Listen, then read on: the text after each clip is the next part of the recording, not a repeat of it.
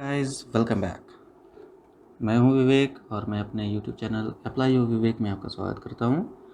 हम लोग English grammar धीरे धीरे करके कवर कर रहे हैं, जिसमें सबसे पहले हम लोगों ने देखा कि हम लोग मिस्टेक्स कहाँ करते हैं। फिर मैंने बताया कि अगर उन मिस्टेक्स को सुधारना है तो हमें कुछ सेट ऑफ रूल्स जानने होंगे।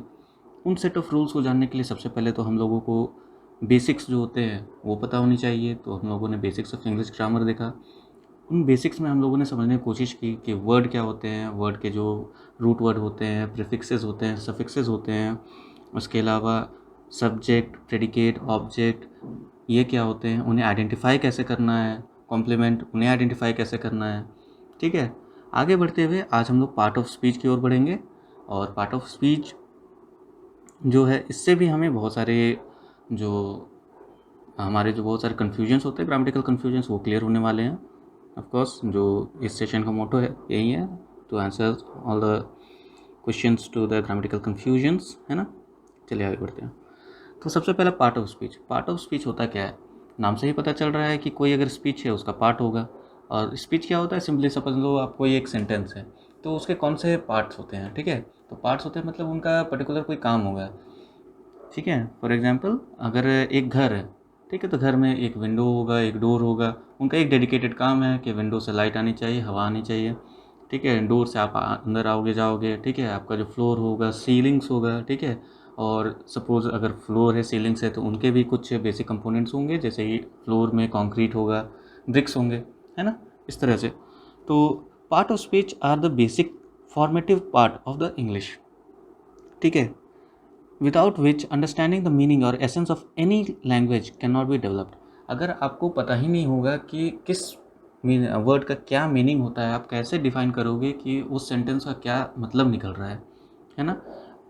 सिंपली अगर आप किसी वर्ड के बारे में आपको कुछ पता ही नहीं है तो आप कैसे जानोगे कि आप मैं क्या बोल रहा हूँ, चाहे आप क्या, आपको क्या समझना है ना। जैसे अगर हमें कोई अफ्रीकन लैंग्वेज में कोई अगर कुछ बोलता है तो हम लोग नहीं समझ पाएंगे। क्यों नहीं समझ पाएंगे? क्योंकि अफ्रीकन लैंग्वेज के जो वर्ड्स हैं वो हमें नहीं पता है। तो हमें पहले वो पता करने होंगे, तभी जा करके हम उनके लैंग्वेज को समझ पाएंगे। उसी तरह से इंग्लिश में भी हमें कुछ पर्टिकुलर वर्ड्स हैं, उनके क्या मीनिंग होते हैं, उनके क्या एसेंस होते हैं, उन्हें समझना होता है ना।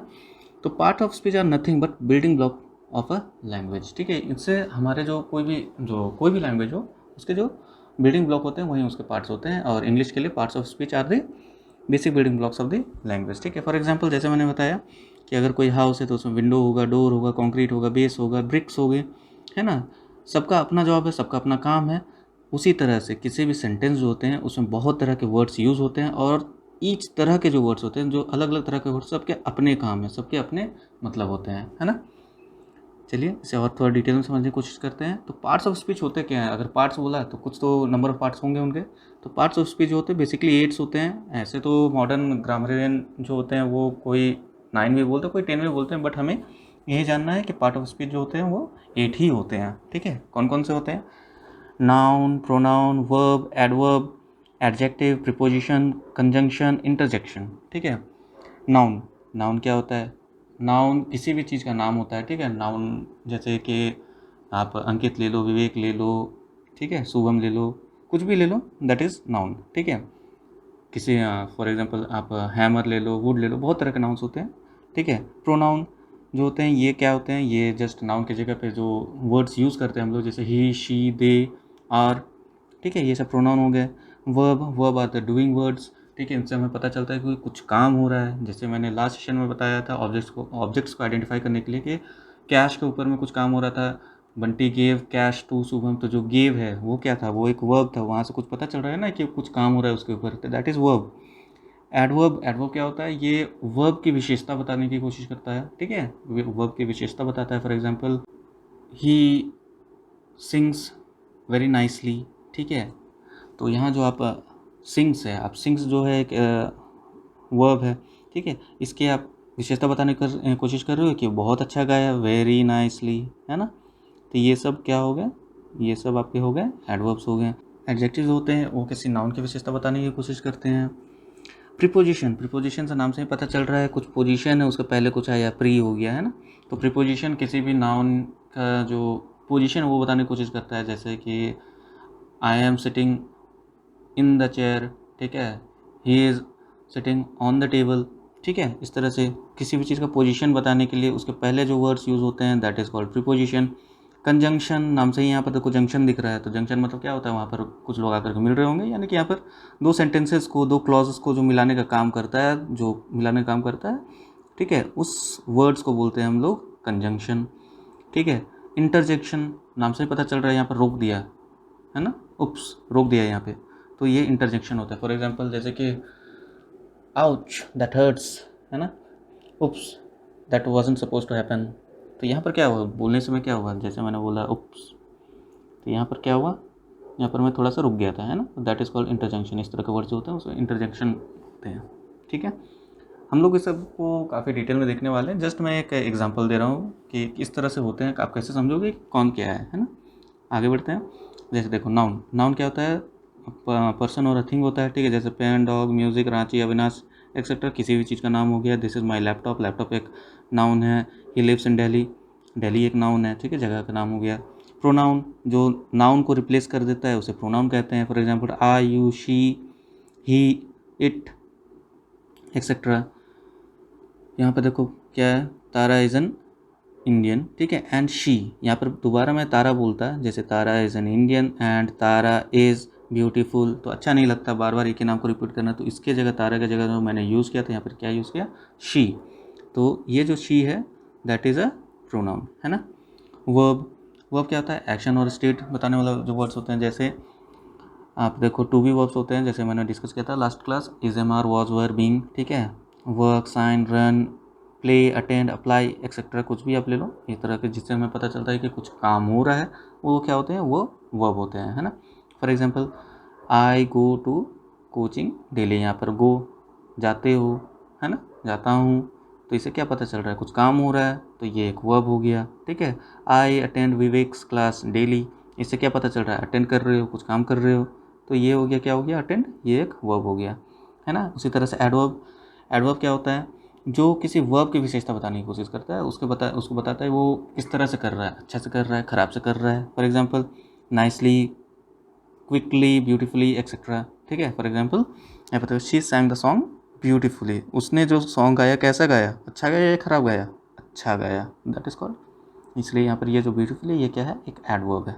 ठीक है, आगे बढ़ते हैं। एडजेक्टिव, ये एक नाउन की विशेषता बताने की कोशिश करता है। फॉर एग्जांपल यहाँ पर a and the some, good, big, red etcetera. ठीक है, for example my house is big, मेरा घर कैसा है, बड़ा है, मेरे घर के बारे में। ठीक है, घर एक क्या है, यहाँ पर देखो ये जो हाउस है ये क्या है, एक नाउन है, हाउस जो है एक नाउन है, और नाउन कैसा है। ठीक है, नाउन की विशेषता बताने का काम कौन किया, ये बिग, तो बिग क्या हो गया, एक एडजेक्टिव हो गया, है ना। उसी तरह से यहाँ पर this is the house in which I use to live. ठीक है, ये वही हाउस है जहाँ पर मैं रहता था। ठीक है, ये भी आपके जो हाउस है उसकी विशेषता बता रहा है कि ये वही पर्टिकुलर हाउस है ना। चलिए आगे देखते हैं। Preposition describes the position of the noun. ठीक है, नाउन के जो पोजीशन उसे डिस्क्राइब करने की कोशिश करता है। Links a noun to another word. ठीक है, उसे हम लोग क्या बोलते हैं, प्रीपोजिशन बोलते हैं। For example to, at, after, on, but. ठीक है, बहुत तरह के होते हैं। For example I went to office on Monday, आप यहाँ पे देखो आई वेंट कहाँ गया, ऑफिस गया था, तो ये देखो ये जो टू है ये क्या हो गया, पोजीशन, ये बता रहा है कहाँ गया था, ऑफिस गया था। ठीक है, ऑन कब गया था, ये भी बता रहा है ना। चलिए आगे बढ़ते हैं। कंजंक्शन, कंजंक्शन मतलब कि जब भी कोई दो क्लॉज को या दो सेंटेंस को जोड़ने वाला जो वर्ड्स होते हैं, जोड़ने वाले जो वर्ड्स होते हैं उन्हें क्या बोलते हैं, हम लोग कंजंक्शन बोलते हैं। For example and, but, when. ठीक है, जैसे यहाँ देखो dogs are very loyal, and, यहाँ जो एंड है इससे हमें क्या, ये क्या है, दो वर्ड्स देखो, आप दो लाइन्स को जोड़ रहा है ये, dogs are very loyal, dogs never leave their owner in trouble, है ना, dogs are very loyal and they never leave their owner in trouble, तो ये जो एंड है ये दो लाइंस को जोड़ने की कोशिश कर रहा है, दैट इज़ कॉल्ड कंजंक्शन। इंटरजंक्शन, जैसे मैंने बताया, इससे पता चलता है मतलब कि अचानक से कुछ एक्सक्लामेटरी काम हो रहा है। ठीक है, फॉर एग्जांपल यहाँ देख लो short exclamations sometimes include in the sentence. For example देखो यहाँ पर oh, hi, why, ouch, example ouch that hurts, यहाँ पर देखो मैं थोड़ा देर के लिए रुक गया था, तो इंटरजेक्शन हो गया, थोड़ा सा रुक गया था मैं, है ना। यहाँ पर आगे देखो hi, how are you, well, I don't know, है ना। तो यहाँ पर देखो ये जो फर्स्ट वर्ड्स हो गए आउच, हाय, वेल, यहाँ पर बोलने के बाद हम लोग एक छोटा सा पॉज लेते हैं, है ना। तो इस तरह के जो वर्ड्स होते हैं जो थोड़ा एक्सक्लामेशन हम लोग को कुछ बताते हैं, ठीक है, एक सडन इमोशंस, ठीक है, या सडन एक्सप्रेशन के बारे में बताते हैं, दैट इज़ कॉल्ड इंटरजेक्शन। ठीक है, आई होप आपको थोड़ा बहुत तो आइडिया मिल गया होगा कि ये पार्ट ऑफ स्पीच क्या होते हैं, 8 तरह के जो पार्ट ऑफ स्पीच होते हैं उनमें क्या होता है ना। ऑल्दो हम लोग इसे काफ़ी डिटेल में देखने वाले हैं, बट एक ओवरऑल आइडिया होना ही चाहिए, है ना। चलिए आगे बढ़ते हैं। अब एक कन्फ्यूजन आप लोगों को आ सकता है, डेफिनेटली आ सकता है कि हम लोगों ने पार्ट ऑफ स्पीच तो देख लिया, लेकिन आर्टिकल्स कहाँ गए। हमने तो बहुत बार आर्टिकल्स को पढ़ा है, तो ये आर्टिकल्स गए कहाँ, है ना। तो ये जो पार्ट ऑफ स्पीच में हम लोग उसको भी देख लेते हैं। आगे देखिए, articles isn't one of the 8 parts of speech. ये तो हमें दिख ही गया कि ये जो 8 पार्ट थे इनमें तो हमें आर्टिकल कहीं वैसे दिखे नहीं, है ना। An article can function both as adjective as an adverb. ठीक है, देखिए ये जो आर्टिकल होते हैं ये खुद में एक पार्ट ऑफ स्पीच में नहीं है, ये एज एडजेक्टिव भी काम कर सकते हैं, एज एडवर्ब भी काम कर सकते हैं, है ना। जैसे हम लोग आगे देख लेते हैं, जैसे यहाँ पर देखो, this is the house in which I use to live. ये वही हाउस है जिसमें मैं रहा करता था। हाउस क्या है, एक नाउन है, लेकिन इसको तो एक कहीं ना कहीं ये डिफाइन भी कर दिया ना कि ये वही हाउस है, ठीक है। और हाउस की विशेषता भी बता रहा है कि हाँ ये वही हाउस है जहाँ पर मैं रहता था, तो दैट इज़ एडजेक्टिव। तो यहाँ पर एडजेक्टिव रूप में काम कर दिया, है ना। यही जैसे यहाँ पर देख लो, अ बेगर हैज़ स्टोल योर शर्ट। यहाँ पर जो है मतलब कोई बेगर, ठीक है। हम लोग ऐसे आर्टिकल काफ़ी डिटेल में देखने वाले हैं, एक डेडिकेटेड सेशन ही रहेगा, एक नहीं 2-3 सेशन रहेंगे आर्टिकल से रिलेटेड। आप जस्ट एक ओवरऑल आइडिया ले लो कि आर्टिकल जो है वो ये जो 8 पार्ट्स ऑफ स्पीच में कहाँ लाई करता है, कहाँ पे रहता है ना। तो अ बेगर हैज़ स्टोलन योर शर्ट, यहाँ पर जो है ये एक एडजेक्टिव का जैसा काम कर रहा है, क्योंकि बेगर जो है ये किसी का नाम है ना। ये एक नाउन है, उससे पहले जो आ गया वो क्या हो गया, ये है एडजेक्टिव होता है। नाउन के बारे में कुछ अगर बताता है कोई तो वो क्या हो जाता है, एडजेक्टिव हो जाता है। तो ये जो है यहाँ पर जो ये एक एडजेक्टिव के जैसे काम कर रहा है। और ए, एन और द, ये हमें पता ही है कि ये सब क्या होते हैं, आर्टिकल होते हैं। तो हम लोगों ने देखा कि एक आर्टिकल जो है वो किस तरह से एडजेक्टिव के रूप में काम करते हैं, है ना। देखिए, articles are considered as a type of determiners, ठीक है। तो डिटर्मिनर्स के जैसे वो काम करते हैं, जो एक तरह का एडजेक्टिव ही होता है, ठीक है। जैसे फॉर एग्जांपल डिटर्मिनर्स में होते क्या क्या हैं, जैसे यहाँ देखो, a and the, this, that, there, many, few, several, each, any, इसे हम लोग डिटर्मिनर्स है, ये सब इससे डिटरमाइन हो रहा है कि हाँ एक को दिया है या सबको दिया है ना। फ्यू, सेवरल, ठीक है, इस तरह से। तो आर्टिकल एज एन एडजेक्टिव, ठीक है, articles and other determiners are sometimes classified as adjectives because they describes the noun. हम लोगों ने देखा ना किस तरह से नाउन को डिस्क्राइब किया, ठीक है, इसलिए they are describe the noun that precedes, that they precede, है ना। ठीक, किसी नाउन के पहले अगर आर्टिकल आ जाए, ठीक है, तो वो एक एडजेक्टिव के जैसे काम करता है, ठीक है। और अगर किसी आर्टिकल, ये जो आर्टिकल है ये नाउन के पहले ना आकर के किसी और वर्ड के पहले आ जाए तो वो एडवर्ब के जैसे काम करेगा। फॉर एग्जांपल यहाँ से द मोस्ट, द बेस्ट, यहाँ पर देखो मोस्ट कोई नाउन तो है नहीं, बेस्ट यहाँ तो कोई नाउन है नहीं, बट उसके पहले द लगा होता है, लगा सकते हैं हम सब। तो ये क्या है, ये एक एडवर्ब के जैसे काम करेगा। कैसे काम करेगा, तो एक एडवर्ब के जैसे काम करेगा, है ना।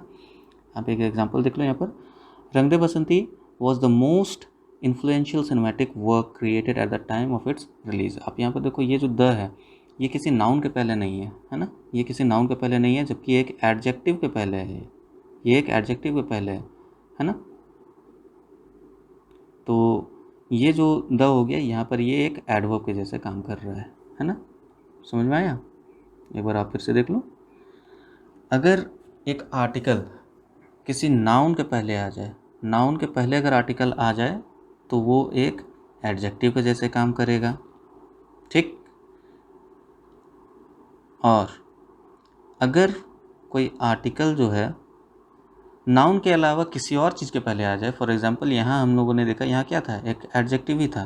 तो एडजेक्टिव के पहले अगर ये आर्टिकल आ जाए तो ये क्या हो जाएगा, ये एक एडवर्ब हो जाएगा, ये एक एडवर्ब हो जाएगा, ठीक है।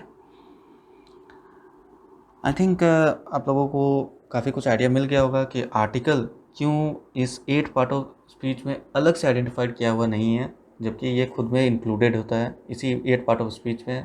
पर्टिकुलरली एक एडजेक्टिव और एक एडवर्ब के अंदर इंक्लूडेड होता है। ठीक है, आप लोगों को ये आइडिया लग गया होगा कि कितने पार्ट ऑफ स्पीच होते हैं और किस तरह के पार्ट ऑफ स्पीच होते हैं, कैसे यूज़ होते हैं। ठीक है, तो चलिए हम लोग बाकी की जो चीज़ें वो हम लोग नेक्स्ट सेशन में डिटेल में देखेंगे। ये तो जस्ट एक इंट्रोडक्टरी सेशन था। आई होप आपको ये सेशन अच्छा लगा होगा, आप लोगों ने कुछ नया सीखा होगा। अगर आप लोगों ने कुछ नया सीखा, आप लोगों को कुछ नई बात पता चली, तो प्लीज़ लाइक करें, कमेंट करें, ठीक है, शेयर करें। And thank you very much.